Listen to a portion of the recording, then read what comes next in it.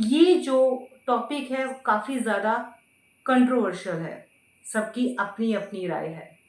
मेरी भी इस मामले में राय मांगी गई है और आज वही करने जा रही हूँ। दरअसल मेरे पास इससे संबंधित बहुत सारे मैसेजेस आए हैं, बहुत सारी ईमेल्स आई हैं, स्पेशली वुमेन्स की, लड़कियों की। कुछ इसमें मेल भी हैं। हैरानी की तो बात ये है, मैं उनका नाम नहीं यहाँ लूँगी और ना ही चाहूँगी कि उनके नाम उजागर हो, और वो भी नहीं चाहते। दरअसल उन ईमेल्स में ऐसे सवाल उठ खड़े हुए हैं जिन्हें पढ़कर मैं हैरान और परेशान हूँ।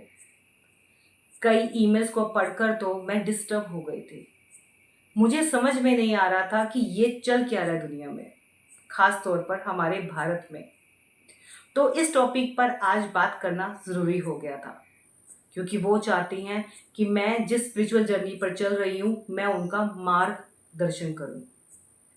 मैं पहली बात तो ये बता दूँ कि मैं बहुत छोटा इंसान हूँ और संत महात्माओं के पैर के धूल के बराबर भी नहीं।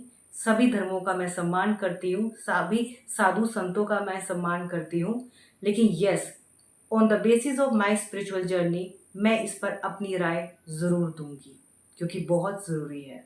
तो शुरुआत करते हैं बेस तैयार कर कर, एक भूमिका तैयार करते हैं। मैं आपको थोड़ा आइडिया देने जा रही हूँ उन सारे मैसेजेस और सारे ईमेल्स का, और बताने की कोशिश करूँगी कि उन ईमेल्स उन मैसेजेस में मुझे क्या सुनने को मिला है। तो उसमें से एक महिला ने मुझे ये कहा है कि उन्होंने किसी को गुरु धारण किया है। वह अपने गुरु का सम्मान बहुत ज़्यादा करती हैं।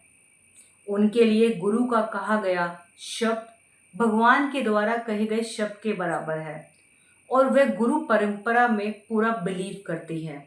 उनकी फैमिली भी उन्हें फॉलो करती हैं, और वह भी चाहती हैं मेरी तरह उनकी भी कुंडलिनी जागरण हो जाए।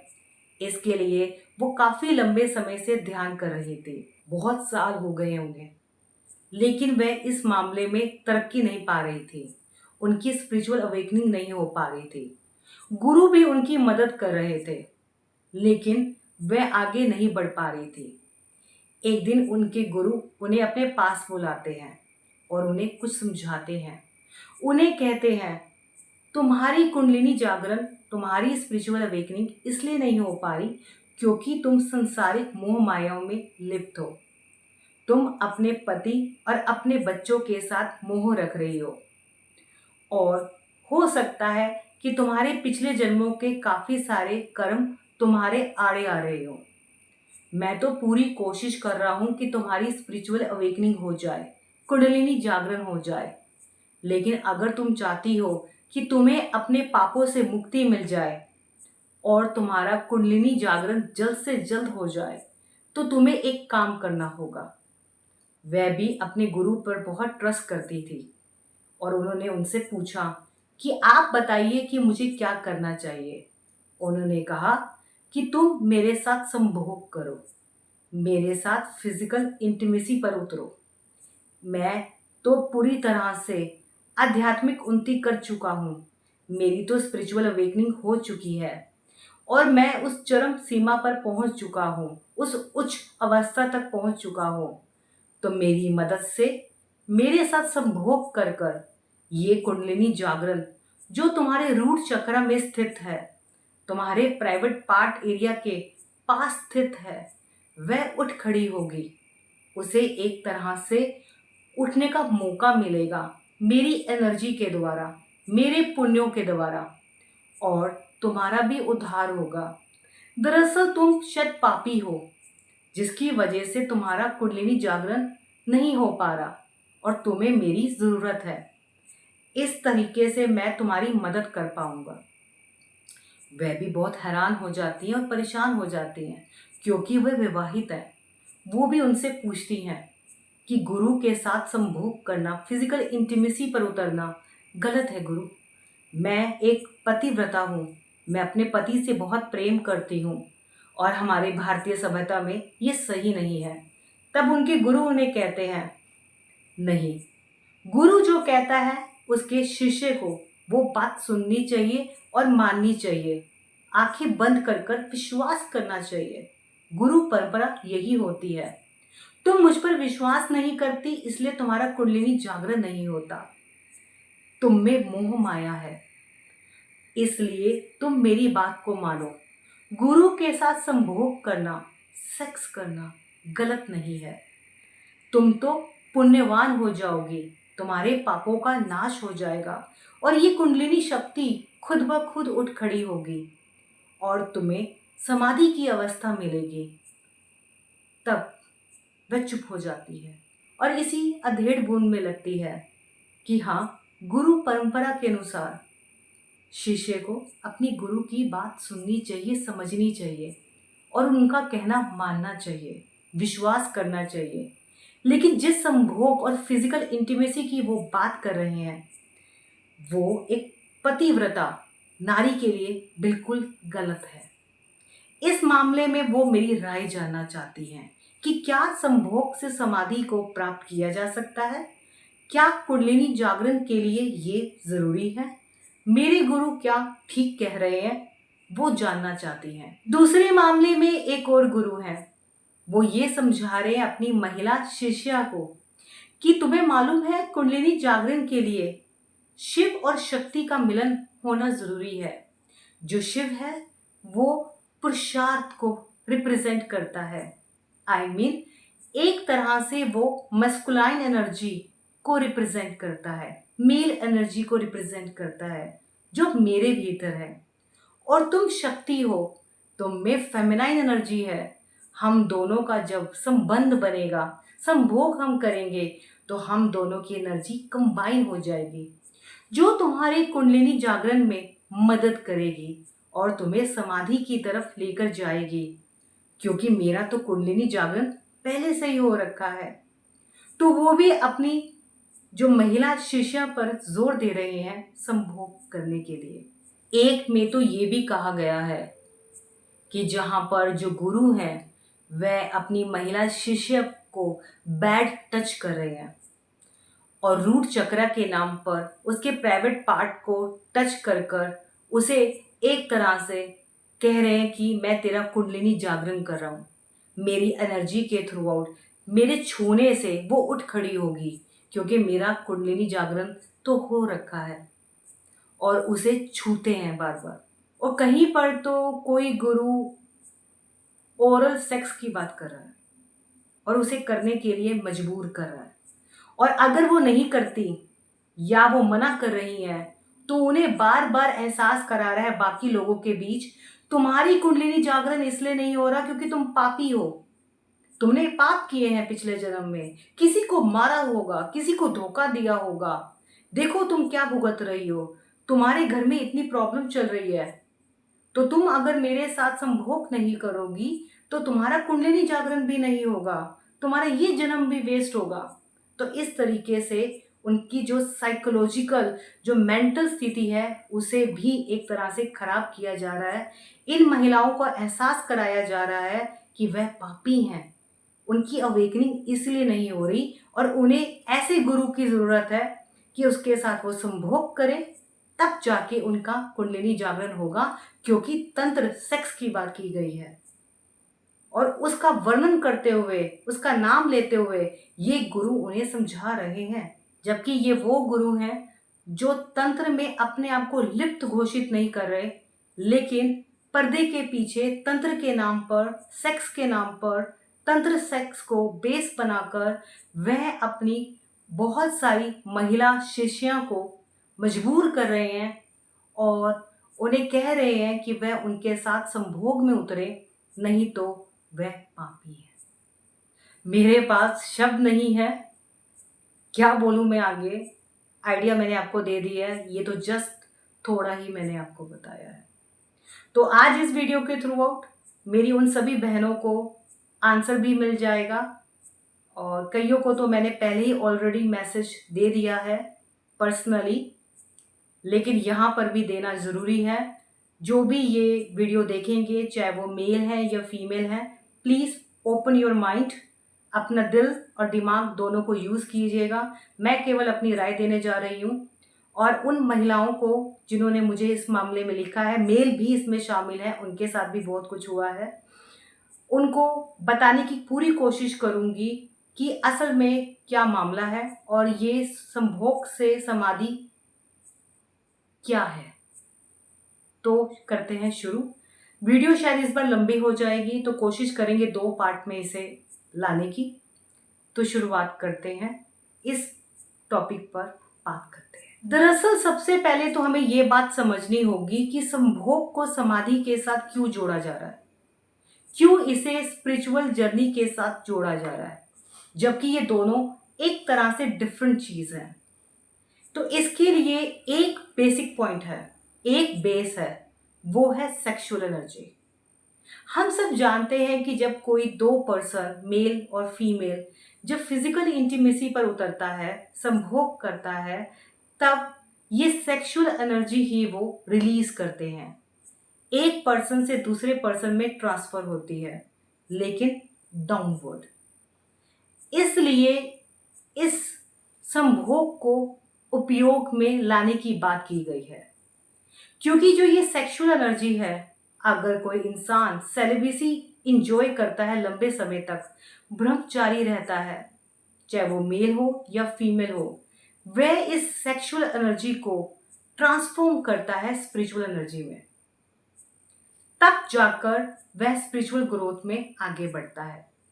तो इस चक्कर में भी संभोग को समाधि की तरफ जोड़ने की कोशिश की गई है, क्योंकि सबको समझ में ये आता है कि जो सेक्सुअल एनर्जी है, जो हमारे भीतर है, जो हमारे रूट चक्र से रिलेटेड है, वो एक्टिवेट जब हम फिजिकल इंटीमेसी पर उठते हैं, तो ये जो हमारा प्राइवेट पार्ट एरिया है वो वाइब्रेट करता है, वो टेंशन क्रिएट करता है, जिसकी वजह से आप फिजिकल इंटीमेसी पर उतरते हो। इसी सेक्सुअल एनर्जी की वजह से यही आप में एक फिजिकल अर्ज पैदा करता है, इंटीमेसी के लिए अर्ज पैदा करता है, जिसकी वजह से 2 बंदे आपस में जुड़ते हैं।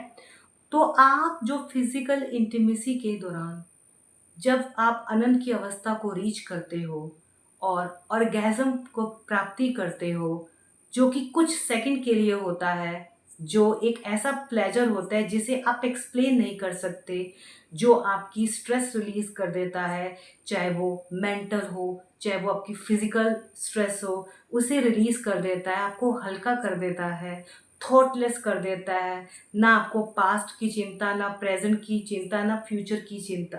तो उस कुछ सेकंड के आनंद को ये समाधि के साथ जोड़ने की कोशिश की गई है, लेकिन ये दोनों ही कॉन्सेप्ट में थोड़ा बहुत फर्क है, इसे हमें समझना होगा। ये दोनों अलग बातें हैं, इन्हें जोड़ने की कोशिश की गई है।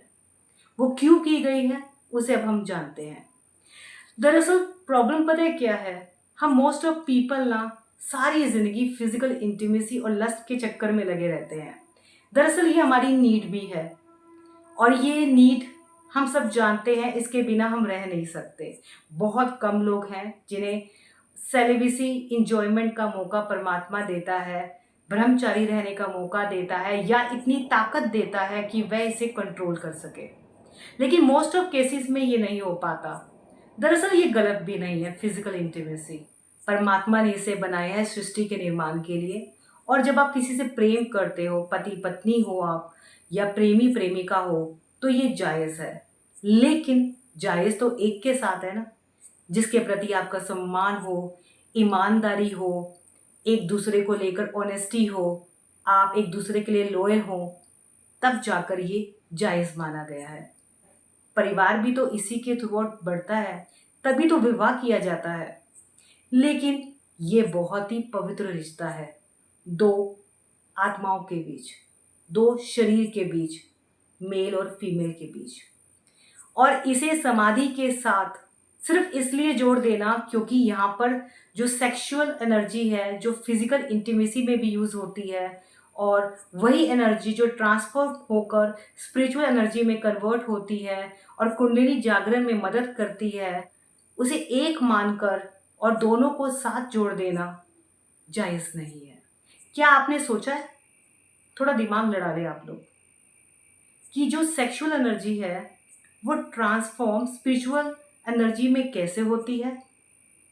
जो मदद करती है कुंडलिनी जागरण में, वो तब करती है, और सेक्सुअल एनर्जी तब ट्रांसफॉर्म होती है स्पिरिचुअल जर्नी में जब आप सेलिब्रेसी इंजॉय करते हो, तब करते हो, कठिन तब करते हो, या पति पत्नी के तौर पर एक रिश्ते में रहते हो, ईमानदारी बरतते हो, उसे भी ब्रह्मचारी कह सकते हैं।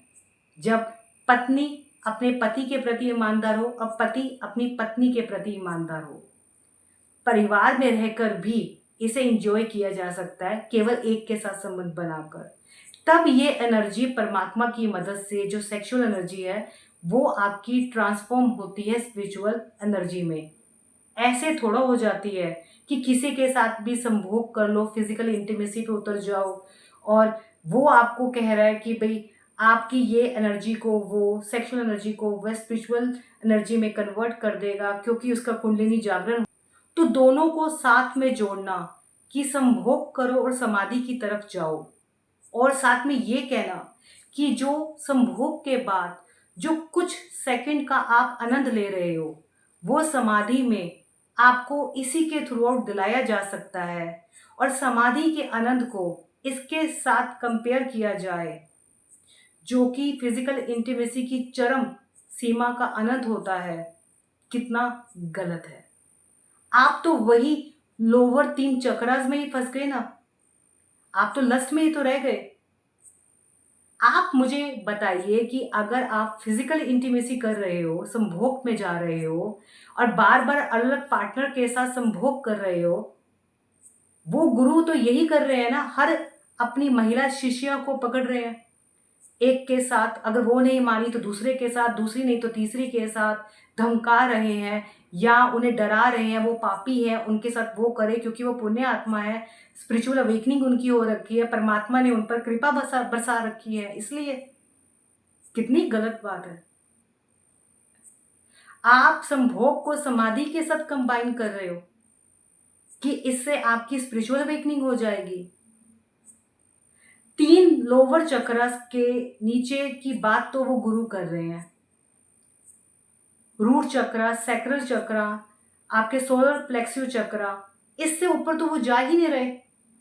3 लोअर चक्रा पर तो उनका ध्यान, उनकी इच्छाएं और डिजायर टिकी हुई है और वो समाधि दिलाने की बात कर रहे हैं। आपका खुद का लस्ट तो खत्म हुआ नहीं और आप कह रहे हो कि लस्ट को छोड़ो, संभोग करो, इससे लस्ट पैदा नहीं होगा, आपको इससे समाधि लग जाएगी। आप जो लोग ये वीडियो देख रहे हो, मुझे कमेंट बॉक्स में जरूर बताइएगा कि कितनों की समाधि लग गई। कितनी बड़ी पॉपुलेशन है इस वर्ल्ड की, कितने लोग रोज संभोग करते होंगे, फिजिकल इंटीमेसी पे उतरते होंगे। और आजकल तो मल्टी पार्टनर का जमाना है, लोग अलग अलग तरह के पार्टनर्स रख रहे हैं, एक के साथ भी टिक नहीं रहे हैं। वो तो रोज यही तो कर रहे हैं, लस्ट में तो फंसे हुए हैं। तो कितनों की समाधि लग गई है। वेस्टर्न कल्चर के मुकाबले हमारे भारतीय सभ्यता की ये महानता है, हम में शर्म है, लिहाज है। हम ये बात अच्छे तरीके से जानते हैं कि संभोग से समाधि दूर दूर से है, ये और जगह है, वो और जगह है, दोनों को कंबाइन मत कीजिए। कितनों की समाधि लग गई मुझे आप लोग बता दीजिए कमेंट बॉक्स में। सब करते हैं ये, बहुत कम है जो सेलिब्रेसी एंजॉय करते हैं, ब्रह्मचारी रहते हैं। अब तो आधी दुनिया की समाधि लग गई होती, आधी क्या उससे भी ज्यादा। सब आनंदमय होते, टेंशन ही नहीं होती किसी को। मल्टीपल पार्टनर तो सभी रख रहे हैं आजकल, कॉमन है भाई। क्यों नहीं लगी उनकी समाधि?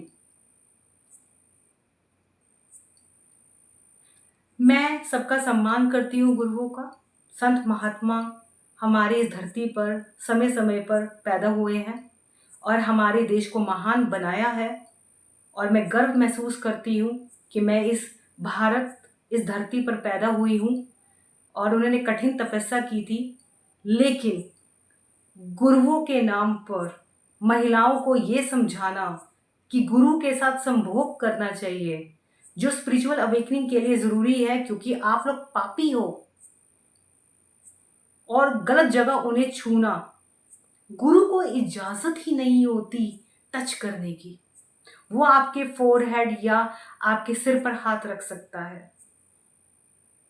अरे हमारे ओरे को टच कर कर ही वो हमें महसूस करा सकता है। गुरु को इजाजत ही नहीं होती टच करने की। माथे और सिर पर तो बात अलग है, वो तो बड़े भी हमारे पर सिर रखते हैं, लेकिन आप कहां टच कर रहे हो रूट चक्रा के नाम पर, और उन्हें डरा रहे हो, धमका रहे हो जब वो कुछ कह रही हैं कि वो अपने घर वालों को कुछ बता ना सके, फिर आप उन्हें बदनाम कर दोगे कि वो कैरेक्टरलेस है।